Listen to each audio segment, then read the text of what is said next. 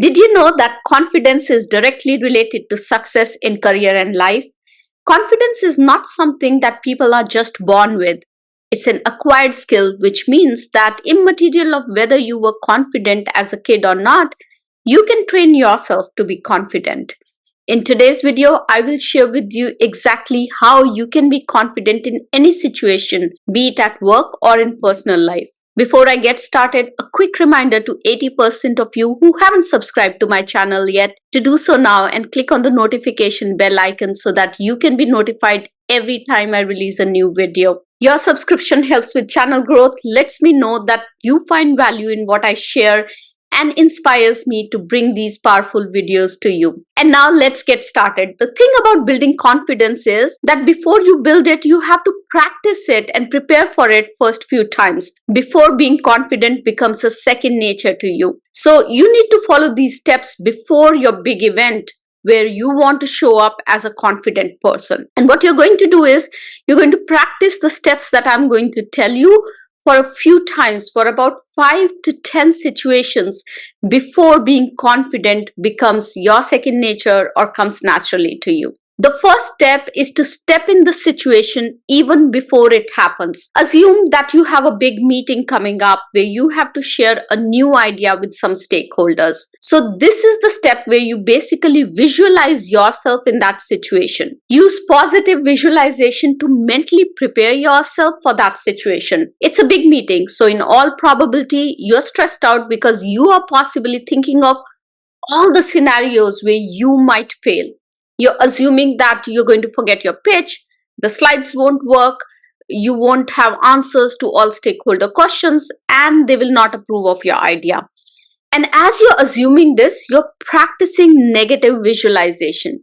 You're imagining the failure and you're telling yourself that you're going to fail. As Tony Robbins says, when you visualize a situation repeatedly, your mind starts to believe that that situation has already happened. So when you visualize the situation to be a disaster, when you think that you are failing, your mind believes that it will be a disaster and you lose hope and confidence even before you have stepped into the meeting. Now, let's look at the same situation with a positive mindset. Imagine that you are in the meeting, you open the meeting confidently, share your pitch, and give stakeholders a chance to ask the questions. You answer their questions confidently, and they approve of your idea. How does this visualization make you feel? Confident to step into the meeting, right? Now, this technique forces you to remove the negative self-talk from your mind and fills it with positivity and optimism. So instead of dreading to step into the situation, you actually look forward to it. Professional athletic teams all over the world practice positive visualization before their big games to calm their nerves down. Give this powerful technique a try before your next big meeting and see the difference. The next step is to acknowledge your worth. Remind yourself why you were chosen to present your idea. It was not because it was your manager's random idea. It is because they know your caliber and believe in your skill set. They know what you bring to the table and know that you can deliver on results. This is business. If they didn't think that you were capable, they wouldn't have given you a chance. So don't doubt yourself and your capabilities. Don't talk yourself down. Instead, write down a list of all your skills and your capabilities that you will need to leverage in this big meeting. When you do this, you're actually priming your brain to be able to tap into these skills and capabilities during the meeting. The third step is to pretend to be on the other side of the table. Take the focus off yourself and bring the focus to your audience. Why is your idea relevant to them? What questions they might have for you when you share your idea?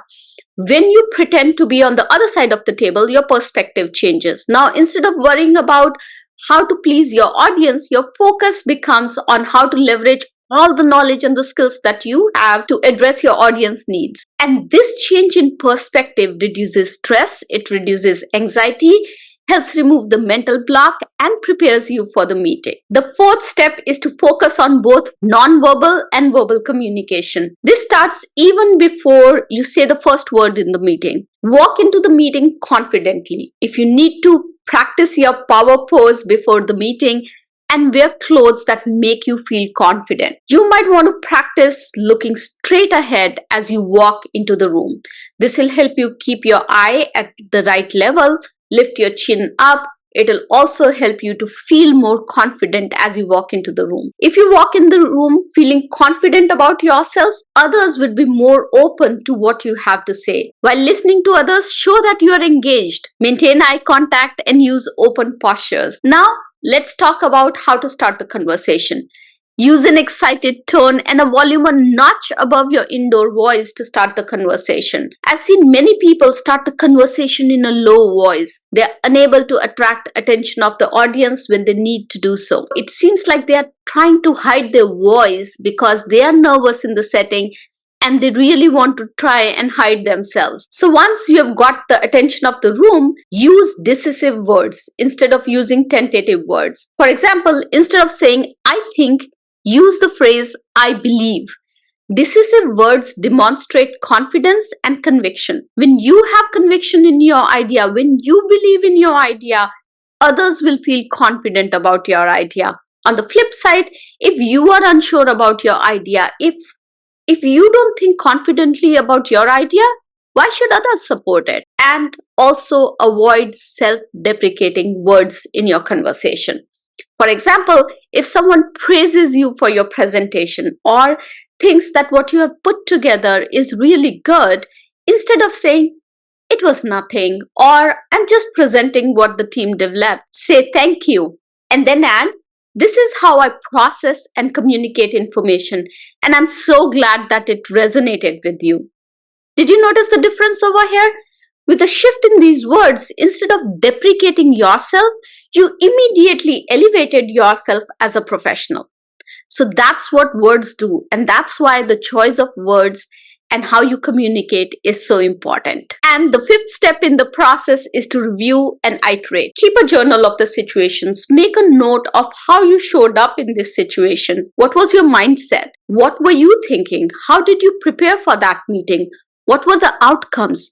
Did you have answers to all stakeholder questions? How did you communicate in the meeting? All these things and these entries will help you prepare better for your next situation. And if you continue the process a few times for a few situations, you will realize that with every situation, you become more confident. Building confidence is not a one-time activity. It takes time, effort, and practice. And once you get it, it almost becomes like second nature to you. It's exciting to walk into a meeting with confidence and deliver a message to your audience with conviction. Confidence changes everything. Now, in this video, I took an example of a work situation and how you can prepare to be confident in a work situation. But essentially, you could use these steps anywhere in any situation, whether it's work or in your personal life. The key is to understand that your mindset plays a big role in how you perceive the situation and how you prepare for it.